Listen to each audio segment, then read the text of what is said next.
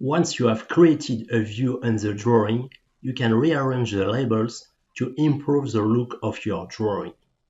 With Advanced Style 2020, you can move a label to a different location and apply this modification to other labels by using the new option Arrange Labels. You can also align labels to a reference object or to an AutoCAD line. In this case, choose the Align Labels to Reference option in the contextual menu. Here is an example with labels on a 3D view.